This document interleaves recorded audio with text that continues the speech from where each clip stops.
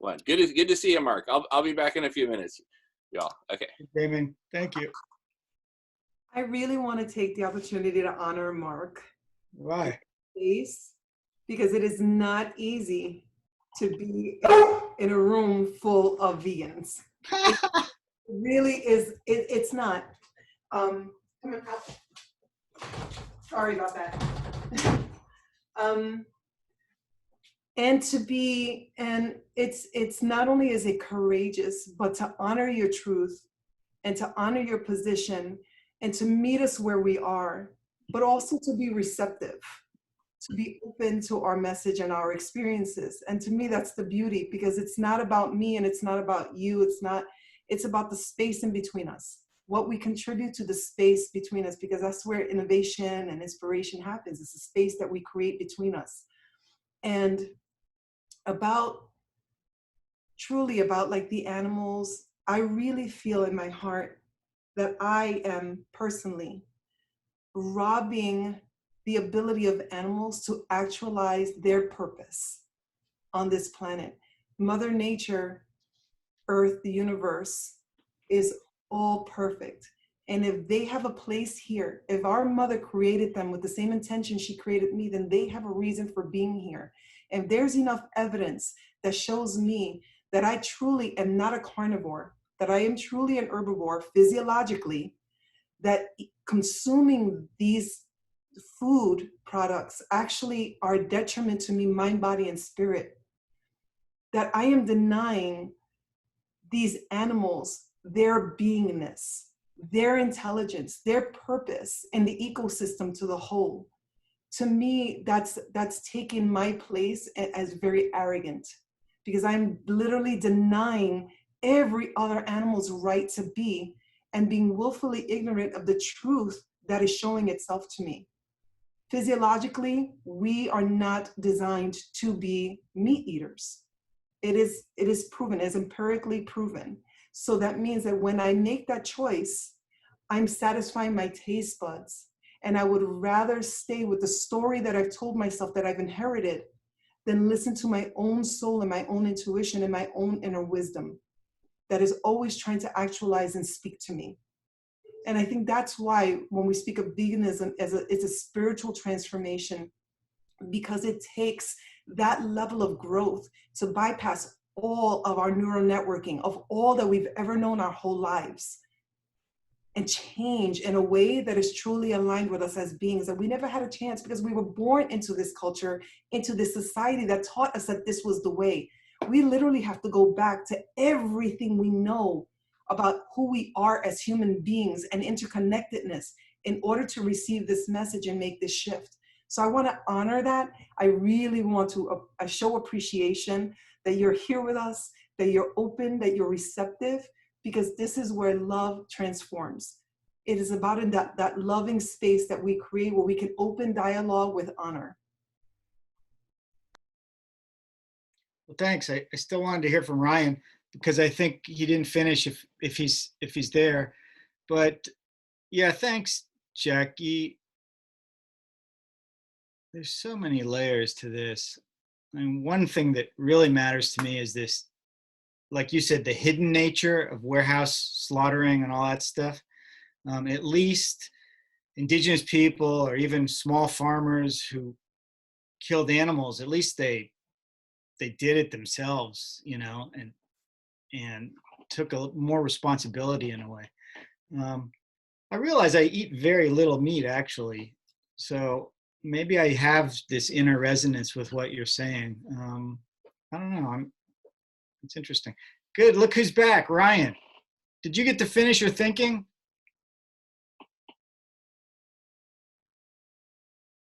Oh, he's on mute. Well, I mean, I didn't really have any questions at first, but you did want to ask me something. So, yeah. I thought you asked me some questions, and then I came back with something. And I had the feeling you were going to say something back to me, so maybe I'm wrong. I mean, kind of forgot what question I was going to ask you. James is raising his hand. I don't know. Suddenly I'm facilitating. I have to stop being facilitator, so I'll do that.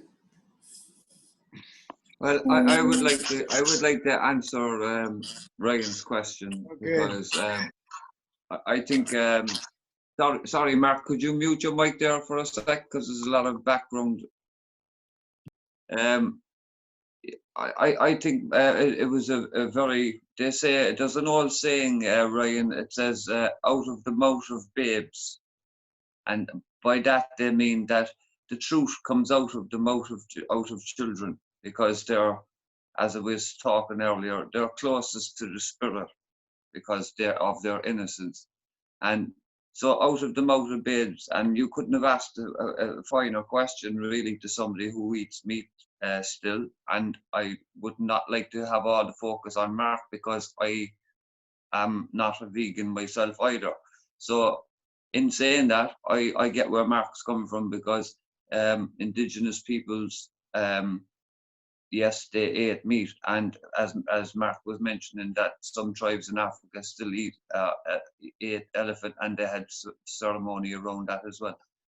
But the indigenous people, historically, people ate meat out of necessity to get them through the winter, and the indigenous people gave great reverence to the animals because they did ask those questions like you asked, Ryan.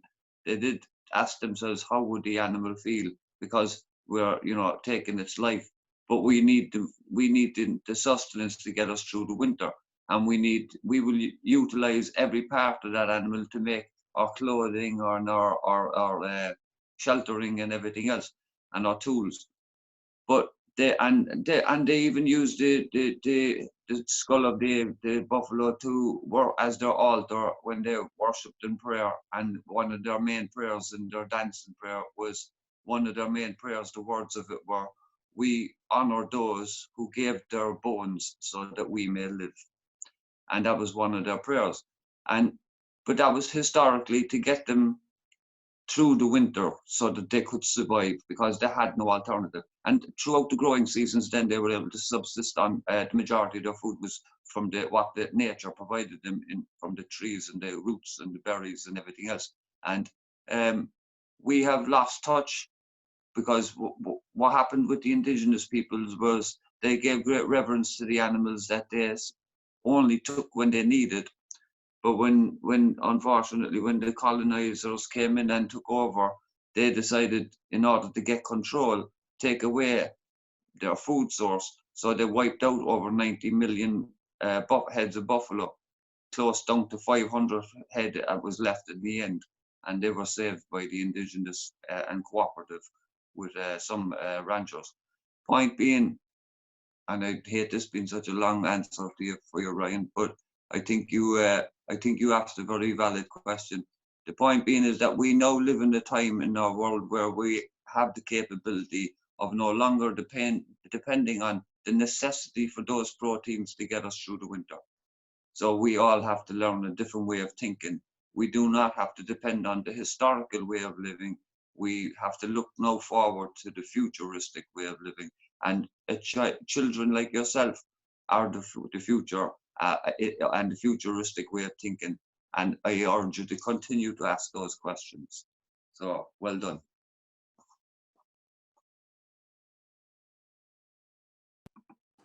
Well, Yeah. I really first, I didn't really, I wasn't the one that really made that question. At first I thought that, well, I had to do my homework, but like I thought that my mom was just calling somebody. I didn't know we had you had a black party. At first I Block party, a baby. block party, but I didn't first I knew, but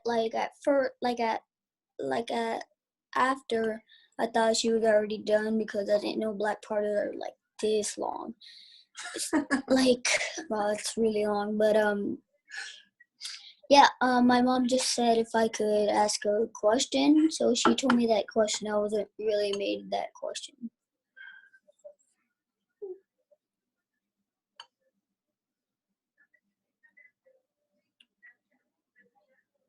Is he on mute? Well, thanks, Ryan. You certainly sparked a lot of important conversation. So thank you. Yeah, I didn't at first. I mean, yeah, he didn't. We were talking about you, and I asked him, "Do you want to ask him a question?" Mm. He said, "Sure." Thanks for stepping in. You covered a lot. Well, Do you want to ask something else? no, I don't really have any more questions. I mean, I used to have a lot of questions, but not now, not right now. Cool. So, yeah.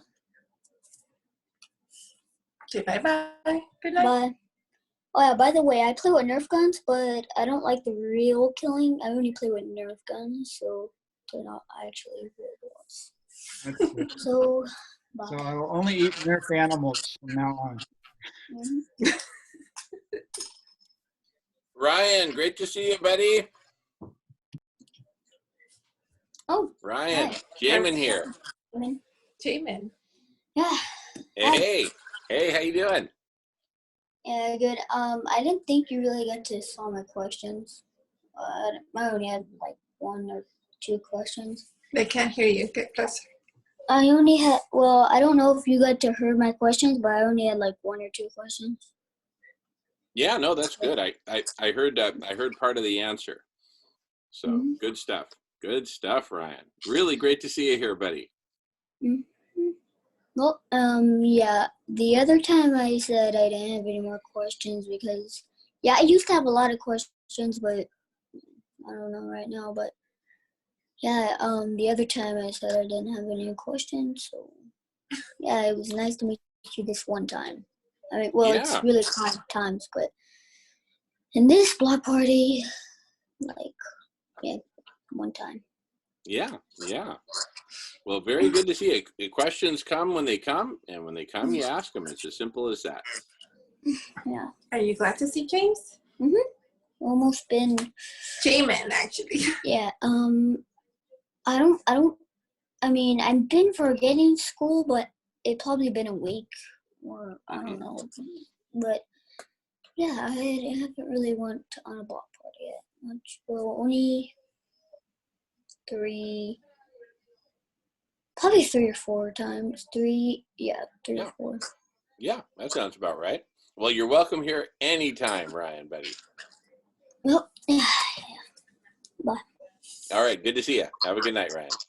Bye. Remember to mute yourself. Okay, he tells me what to do. Awesome. Good, good. He's a good planner. He's thinking ahead. Mark had his hand raised before I did.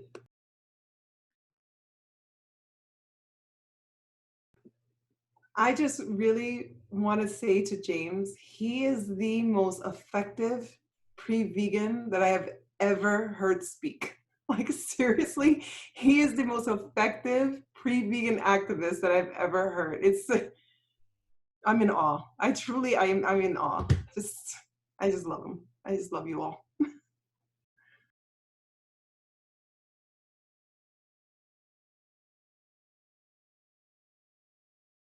He is definitely in the right path. And whether you decide to become vegan or not, I mean, the love is still there. I mean, we're still one. It doesn't really matter. We were all there at a certain time, and whatever decision you make, I mean, you're not here for me or for nobody to make you be vegan. This is just something that comes out of your own being, whether you want to be or not. I mean, I love my brothers to death, my sister, my entire family, and they still eat meat. It's you know what? It's their decision. It doesn't matter. You're still a great person. Well, thanks, Myra, and thanks very much for saying that as well, Jackie. To be honest with you, as I said earlier on, I come to the Black Party. I came for the collective intelligence side of it, for the climate side of it, for the urgency side of it. and the vegan side of it was something I never even envisioned in it. I know that the radish.org group in the beginning was vegan orientated and everything else, but still it was the collective intelligence side that was drawing me towards it. But in saying that, it's because of these conversations, as I said earlier, that my whole view on the subject of the consumption of meat and everything, and meat products and dairy for animal farming and everything else. It's all been changed, obviously, because of the conversations, because conversations enlighten, obviously. So therefore, I don't feel that I'm doing anything other than I'm learning something new that I didn't expect to learn on top of what I came here for, which is, you know, I hope we're all here for the same reason in the end, at the end of the day. But I don't even, I still not even going to look at it on, like, I'm not going to framework it or label it as vegan either for myself. I'm going to just label it's just a different way of thinking for me that has, you know, made me rethink a lot of things, and I definitely am rethinking and already altering my eating habits anyway. Because when I think about it, or simply, as I said, like, if you think about it, majority of people, even the people that do consume meat, they only consume one small portion of meat a day if they're lucky. Some people, if they get it every day, with the majority of their meal, which is made up of plant-based foods anyway. So it's not a huge leap to adjust your mind to the idea of not being able to, or not wanting to eat meat anymore anyway. In the sense that when you see that there are alternative plant-based foods that can still provide you with the same nutrients. So, but it is the hypocrisy of what we're doing, and the lessons that through Silas Rowe and Jackie and yourselves, that my frame of mind is just thinking, and my way of thinking is just changing. That's it, like, plain and simple. My mind has just been changed because of open conversation. So thanks for what you said, but I don't feel I'm doing anything special other than learning here. Like, That's beautiful. If I could just quickly respond, I'm not a data person, I'm not a numbers person, so I'm sure my sister Sarah could probably have more statistics that are more accurate, but for the hundreds of animals a year that you are saving by just making that choice, I speak for them. Because you don't think you're making that big of a change, it's not a big deal to be open to learn, but the animals, our mother, is so grateful that you have just opened your heart to receive something that you may not know, that you're able to process and consider. The fact that you're open to this, there's a celebration in the ethers. There's a celebration on this planet for every person that says, you know what, I'm willing to listen.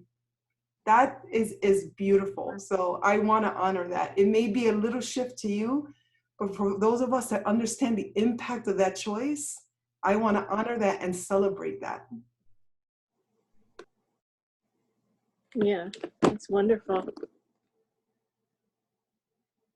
I'm going to suggest we just take a few moments and be quiet and just absorb everything that was said and honor Mark and the other person who just spoke, and people here who are, like you said, not vegan, that are in this space.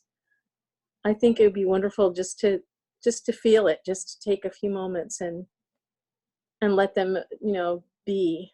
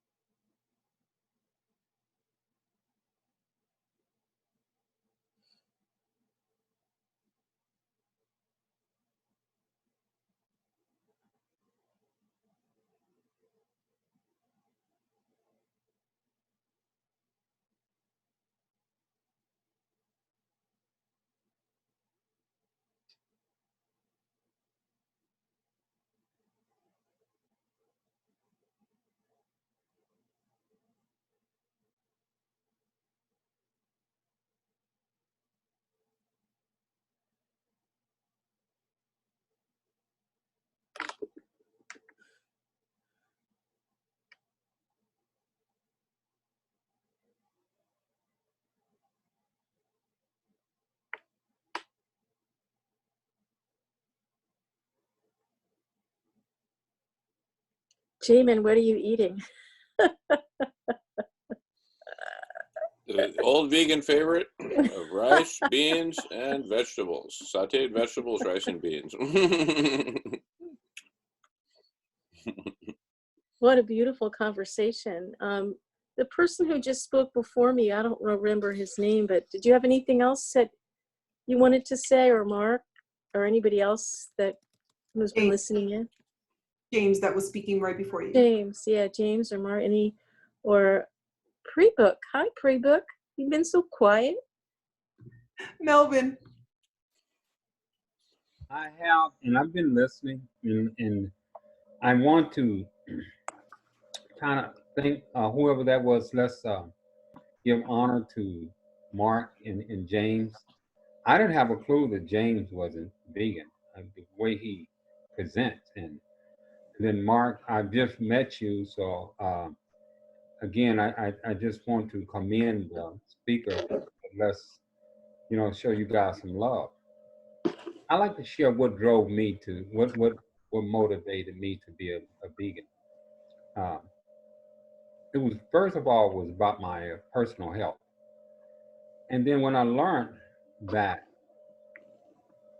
the principal core driving factor that's destroying our earth today is animal agriculture. And when you look at the suffering that these animals endure, and veganism is about inclusive compassion, and it's kind of really a contradiction to say I'm compassionate for my little puppy, but then I'm not compassionate for the cows and the ducks and the chickens.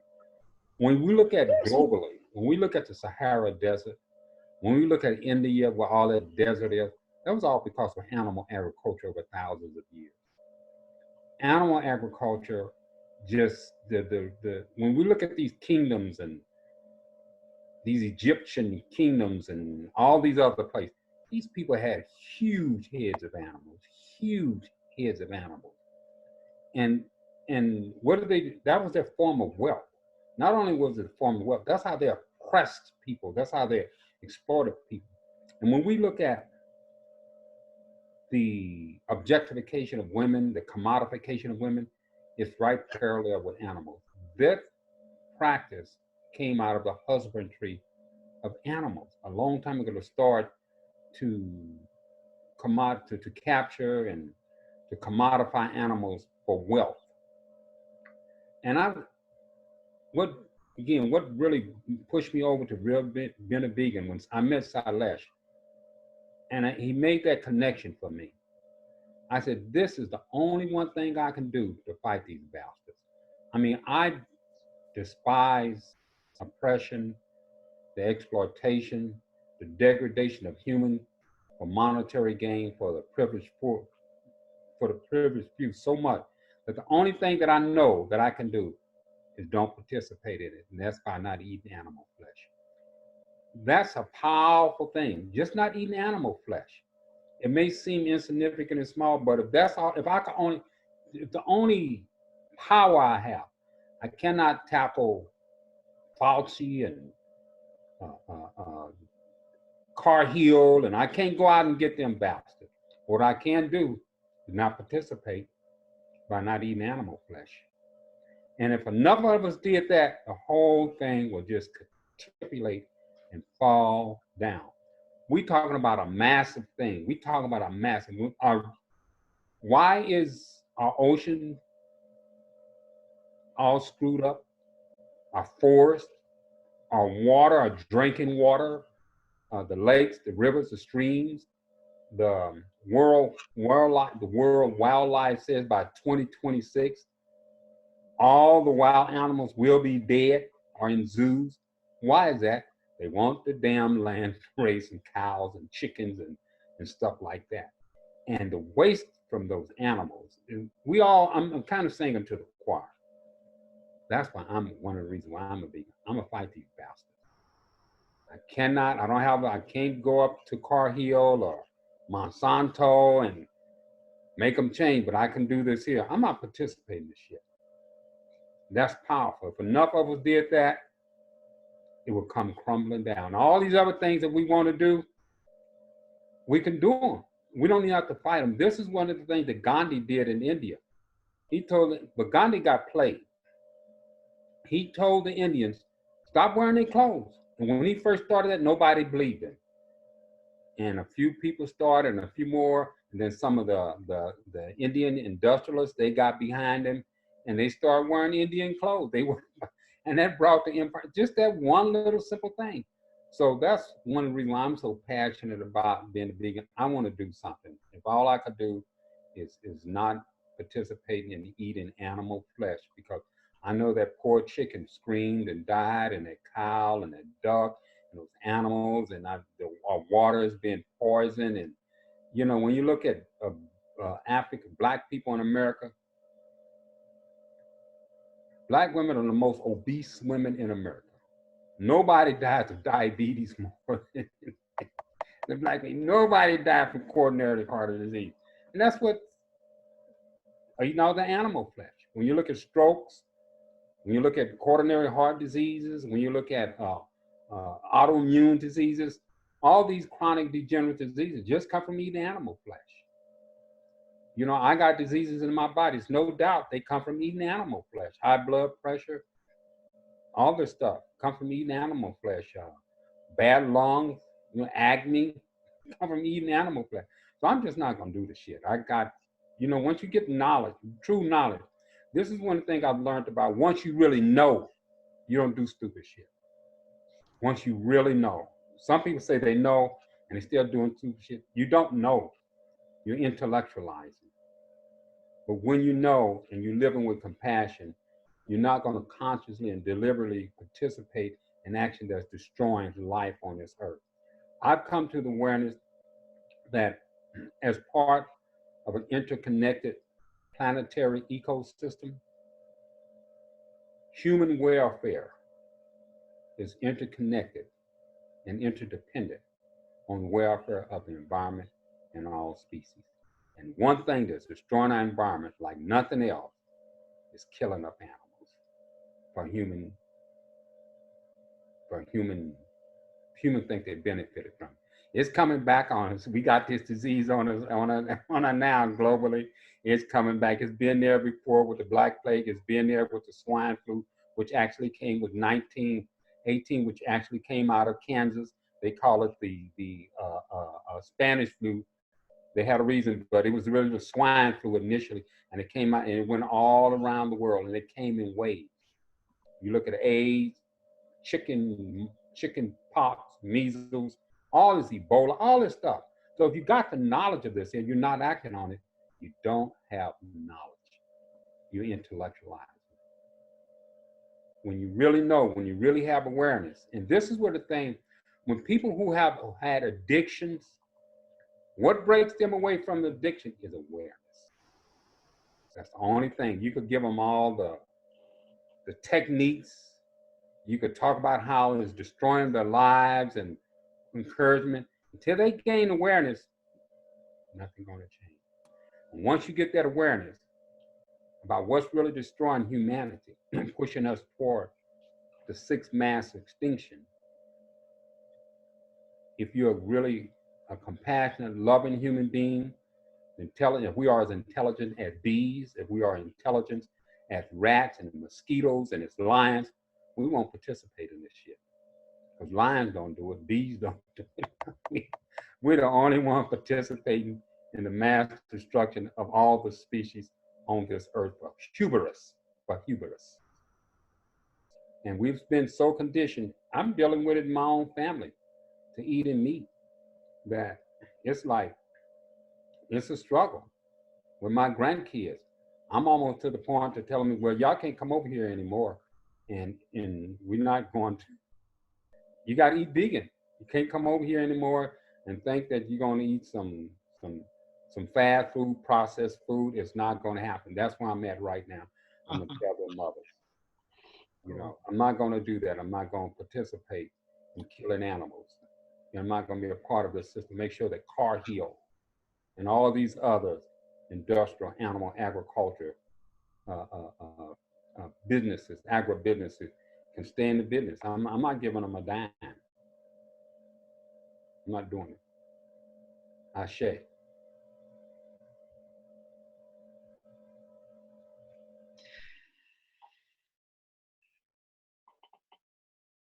Thank you for your words. From me, I respect that.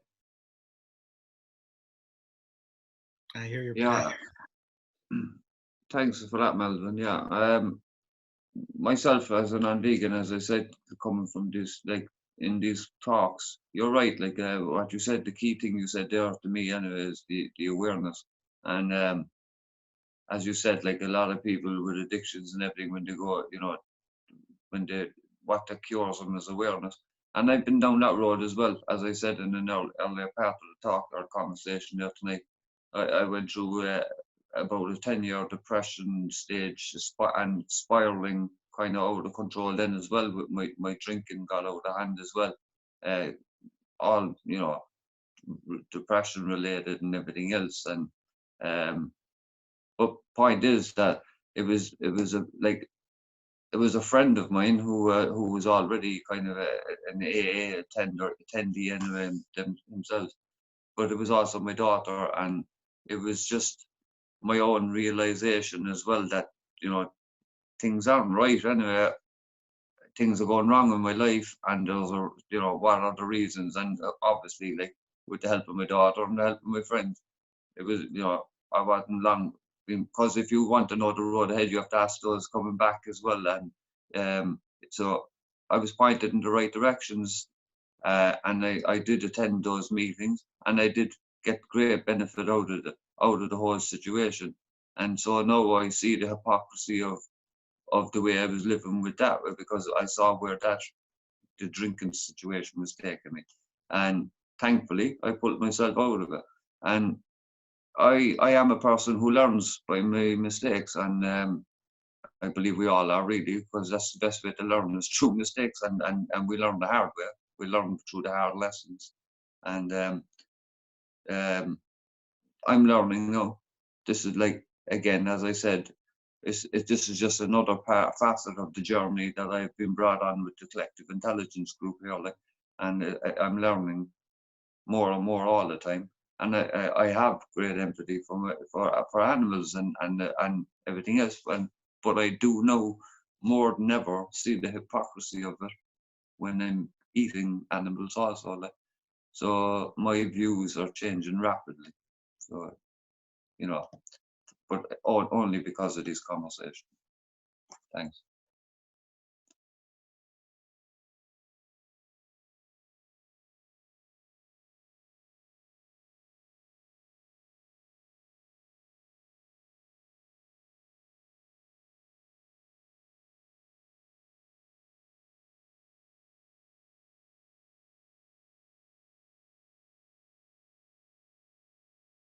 You know, veganism have had an exponential growth over the years. Just in a few years.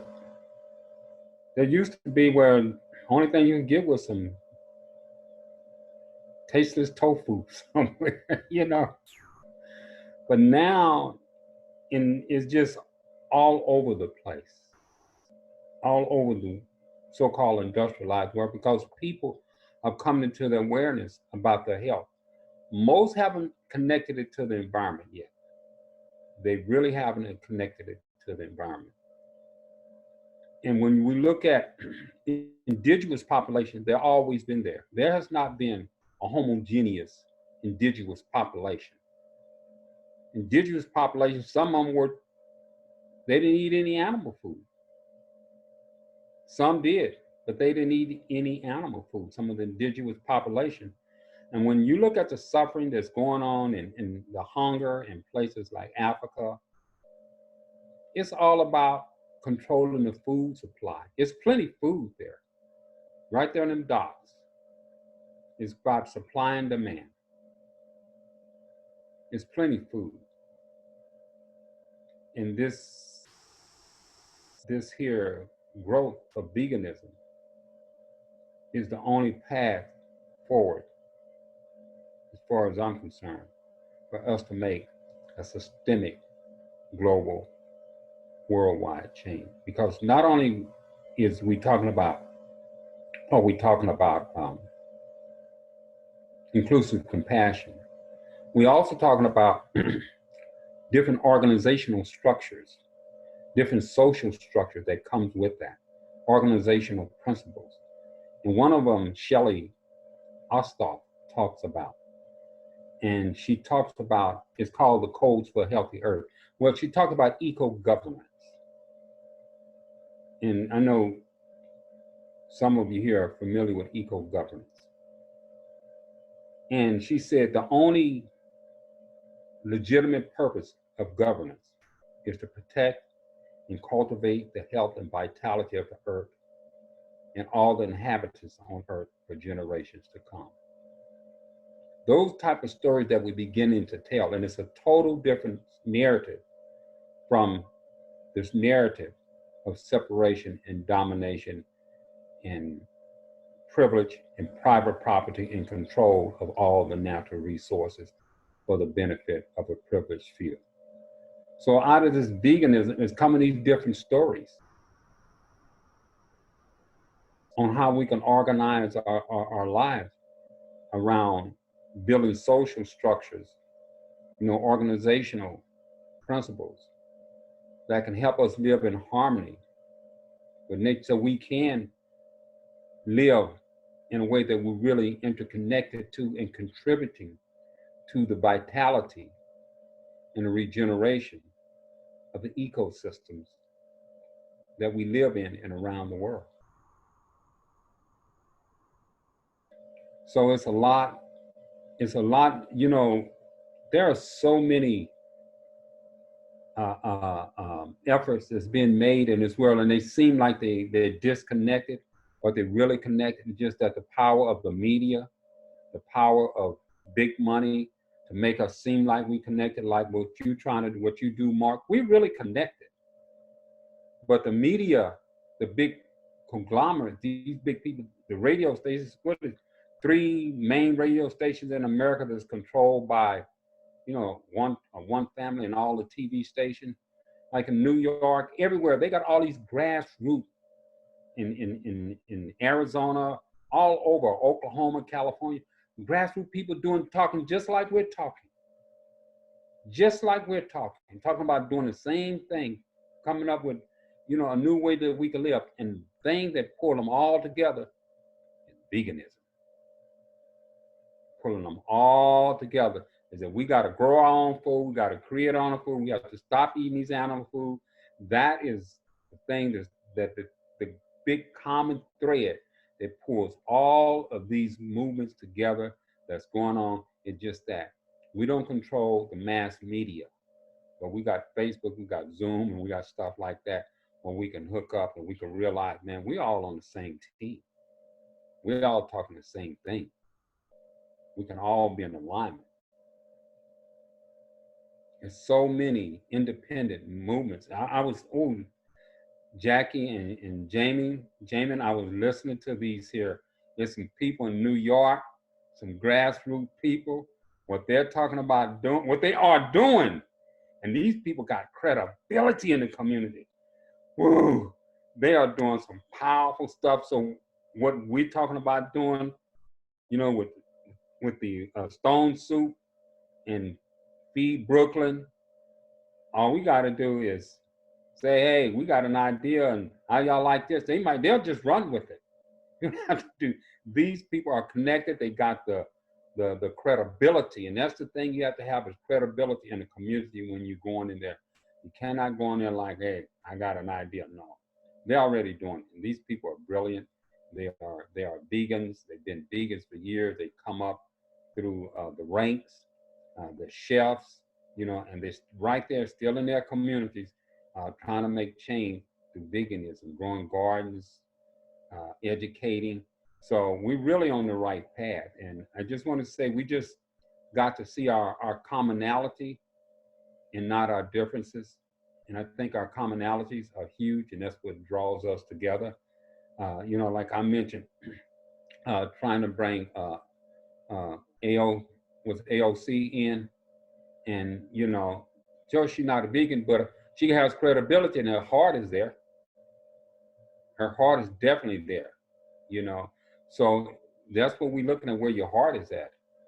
And do we want to do this here work? Like I said, I do it every day. I don't participate. I'm not going to put a hit on a cow or a chicken. I'm just not going to be that guy to put a hit on. So we're all contributing in our own individual ways. And there's going to come a point, like we're doing this collective intelligence, where it's all going to come together collectively. And we're going to see the power of our efforts is going to show up. And what's the name of, Jackie, the name of the sister that was talking about the illuminators, the hospice worker, the illuminators, the hospice workers? Because she was talking about the different roles that we all, Deborah Fries? yeah, the different roles that we all play in this here. I'll look that up. Yeah, the different roles that we all play in this here, and they're all complementary roles. They're all complementary roles, these different roles that we're doing. And she was showing, is really, if you get a chance, check out Deborah Fries' TED Talk. It's really inspiring and educational. Show how we all have different roles, how we really complementing one another. And this system is dying. One of the things that I learned a long time ago when I studied Mao Zedong, he said that when the enemy strikes back harder, he hits you hard. That means he know he's going down. He know he is losing. And when we look at this system, the way it is striking back harder at the vegan music movement, social justice movement, the harder they fight, the more they get, the police state getting strengthened, they realize they're losing. That's why they get stronger and stronger to demoralize us. That's why they throw stronger blows. They kick harder. And we have to realize that. That's what I'm talking about, that awareness. And just do what we can with what we have, where we are, and to realize our commonality, how we complement one another. No, we all don't have to be vegan to make this here thing work. But the hope is that the whole world will come vegan. You know, that's the hope. Because we know we can feed everybody. We know hunger don't have to exist. It's enough land, it's enough water, it's enough everything on this earth for us to use. But this system, this monetary system of private property, monetizing everything, this economy of this banking system has created scarcity, has separated us. It's got us feeling that it's not enough when it's plenty. It's plenty. And one of the things we talk about in the 7 core shift is moving from a profit monetary money system to a service-driven system. And someone was talking about that earlier. Talking about a service-driven system, and that's where we're going, you know. And the dots have been it's happening right now, just by us having this conversation. We're not the only one having this conversation about a service system, about getting rid of the current system that we have that's in existence that's destroying this earth for profit. We're not the only ones talking about it.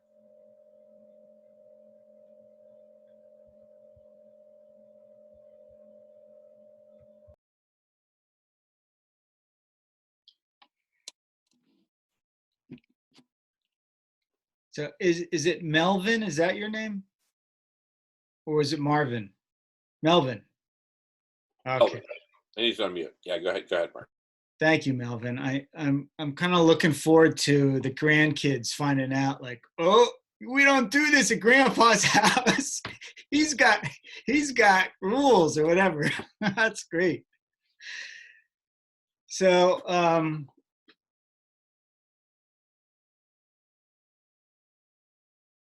yeah, I appreciated James saying he feels like he's changing from this conversation, and I'm feeling some influence too, I have to say.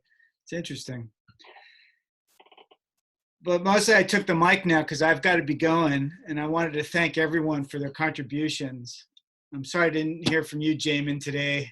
Didn't have a chance to exchange with you.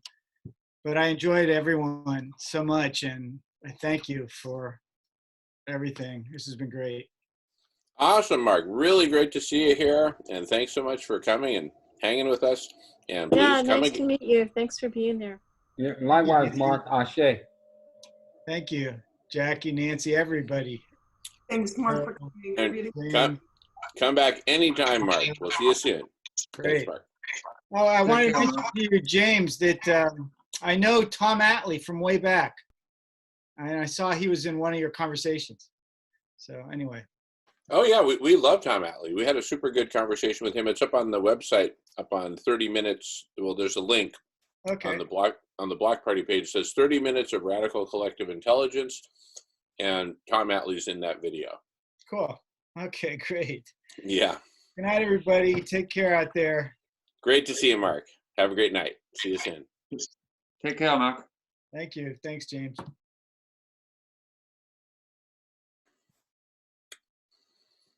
Well, awesome, everybody. Myra's got her hand up. Go for it, Myra.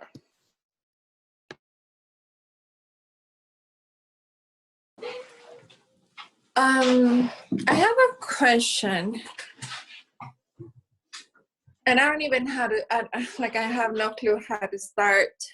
I was kind of putting a little bit of mindfulness about what Mark was saying, and I wanted him to be here, but he said he had to leave because I don't usually like to bring out people that they're not here in the conversation. But he was like talking about being with the indigenous people and how they go out and hunting deers and how they pray, ask God for permission before they eat the animals. And all of a sudden I started thinking like, yeah, I'm completely against animal agriculture. That's a fact, because I do know that is one of the, I'm gonna say one of the main reasons why we have this big problem right now with the global warming. However, what happens when we become activists for the voiceless animals like the cows, the deers, and all of those animals that eat plants? I don't know, in Mexico we call them animales herbívoros. I don't know in English. herbivores. Yes. I was talking about a week and a half ago with a person that owns a lot of land somewhere over here in Arizona, up north. And I was asking him if there was any possibility that we can allow Renee, who was the other person that was in the Divine Feminine a few weeks ago, since she's trying to find land for about more than 200 cows, free land. And he answered to me and he said that would be so nice, like if we could definitely allow those cows to be there and eat freely and eat and be free. However, he said they're still gonna be eaten. A lot of those cows are still gonna be eaten by carnivore animals. So the question is, like, I don't even know if it's a question. Like, when we become this activism and we defend those voiceless animals so much, but then those animals, I mean, there's carnivore animals, lions, tigers, that are there hunting for deers, hunting, eating cows. It's just like a doubt that I have in a way, because that person kind of made me shake my head a little bit and be like, oh my God, like how bad would I feel if finally we were able to find land for those cows, but we are putting them for them to be eaten by carnivore animals anyways. You know, I don't know if you guys are understanding my message, or I mean, it's not a question, it's like a, I guess it's, yeah. Excellent point you're making. Excellent. Very good. There you go. Mm-hmm.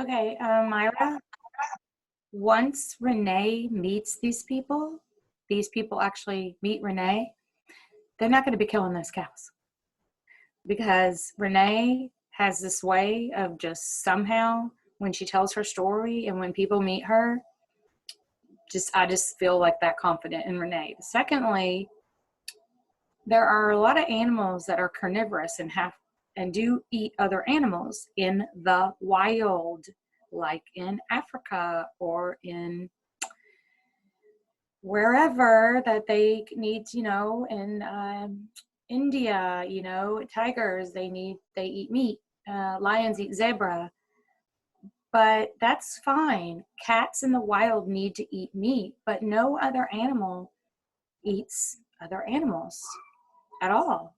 Gorillas, elephants, polar bears eat fish because they're in the wild. So yes, that's why we need to stop being in the wild and get out of the wild. That is not our area. We have destroyed everything. We need to get Renee all these people that have land, and once she talks to them, somehow she talks to these people and they don't want to kill anymore.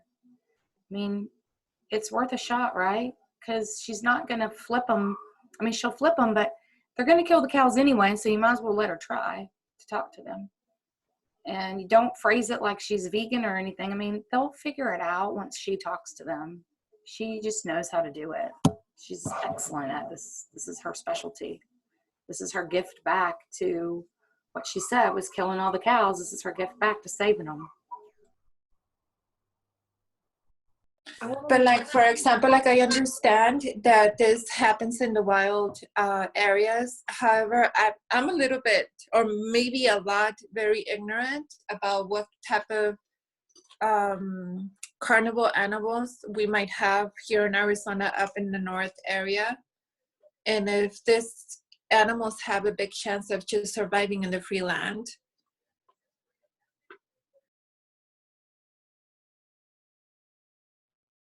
That's what I was just going to say. I was going to say that I think Myra's point was about taking the animals from an animal agriculture environment. Are we truly then doing good by them by putting them in an environment where now they're not victim to human slaughter, but now we're feeding them to the wildlife that now here. So are we truly doing them a service or a disservice? My answer would be, I speak to Renee, I speak to the experts. They're going to scout out the land. They're going to figure out what is safe. I fully have faith that she loves the animals so much. She loves the cows so much that she would not make a decision to put them in a worse situation. So I think our jobs are to recruit and find, and then let the experts decide whether or not it's conducive to the health and welfare of these animals. But I think our job is to just keep looking. Let them decide whether it's good or not, but let's just keep recruiting and let's keep finding opportunities that we can maybe, because we may find 10 that are not, but we may find a gem that's perfect. So I think we just keep going and asking and contributing to this conversation. And I think even if it's not conducive, I think they can make it conducive to support and save the animals. I think we can do this. But it's a very good question, and it just shows your heart, Meyer, as always, that concern. Like, are we taking them here? Then we're sentencing them to death over here? Like, I understand the question. Well, I would say I understand the question as well, but from the sense, like, you have to ask that question anyway. You see, those animals were factory farmed for consumption. And a lot of those animals were bred to be factory farmed for consumption. They're not actual natural animals that were, they were bred to a specific type for consumption. And if you take the consumption side out of it, like you said, there's 80 million or billion animals eaten every year. So if you just stop eating them, what are you going to do with those 80 billion animals? So what you're really saying in essence is a lot of those animals will cease to exist in the end, because you can't just keep housing them all without doing something with them. So, you know, that's the big question. Like, so what you're actually asking is, yeah, we see the reason for the factory farming and its necessity to go, but we'll have to figure out what to do with what we have as well, because that question has to be answered at the end of the day. If you're deciding to even stop, you have to deal with what you have. And if you put them out to the wild, yes, they will fall prey to natural predation, because natural predation is nature, and we can't stop nature. We're on about saving nature, not stopping it. Nature is nature. There's natural predation in all nature, and it doesn't matter what environment you find. Anywhere, it doesn't matter. They'll still fall prey to nature, whether it's walking along and putting their foot down a hole and breaking their leg, getting stuck in mud and drowning or dying of dehydration, being consumed by other insects that eat flesh, other, you know, birds, scavengers, whatever. It doesn't matter. But the thing is that is the question we're going to have to ask ourselves. If we're going to stop slaughtering 80 billion cows or animals a year, what do you do with those 80 billion animals? Or what do you do with that species in the overall picture of things? Because you can't allow, like as I said, a lot of them are bred just for consumption. So we'll have to what there's a big question there to ask. What do you do with them? So I get where you're coming from, Myra. That can be a very confusing issue. I had my hand up and then followed by Sarah. I so at the very first block party where where Alan Savory and Dr. Silas Rouse talked together, towards the end of that, we popped up the idea of, hey, what about these rescued cattle? Herding them around different parts of Southern California to reverse the desertification that's happening there. So they'd be walking around, eating the natural vegetation there, and, you know, we'd make sure they have plenty of water. Now, of course, that would take people to do the herding and the watering and all that. But that would be an interesting, you know, win-win. Gives the animals a home and plenty of place to go roaming around, grazing around, and restore the ecosystem. Reverse the desertification by bringing back this vital link to the web of life there that's been removed, which are these the animal herds. Anyway, just wanted to throw that in, and then over to you, Sarah. Yeah, I understood what Myra was saying. All I'm saying is that Renee is the best person to talk to, but if slowly and surely all these slaughterhouses close down, the whole idea is that we shut down the farms. So that's the source of the animals, and shut down the farms, and then that way there won't have to be any more slaughter. But like Renee said, when you got 245 cows that normally would go to slaughter, and now she's having to feed them, it's a very, very expensive. So really, it's definitely a lot of vegans struggle, a lot of sanctuaries struggle. Like Renee said, it's very expensive to feed that many cows. And just imagine all the cows that, if they didn't go to slaughter, would have to feed. So either way, it's going to be very difficult transition out of violence and into compassion. That's going to be really difficult because we don't want to kill any animal.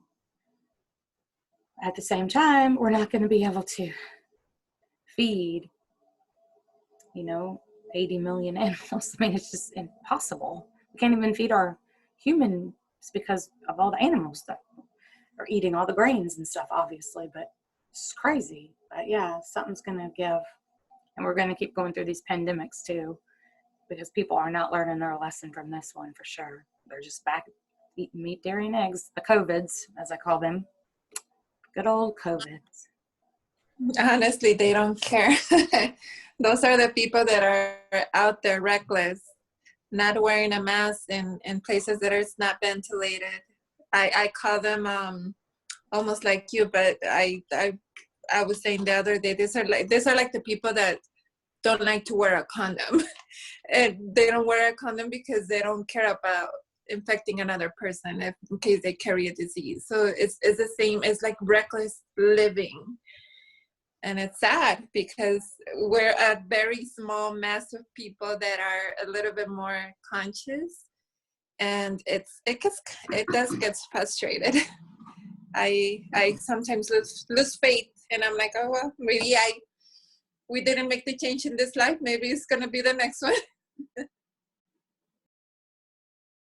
All righty, beautiful. Welcome, Lauren. Welcome back, Nolan.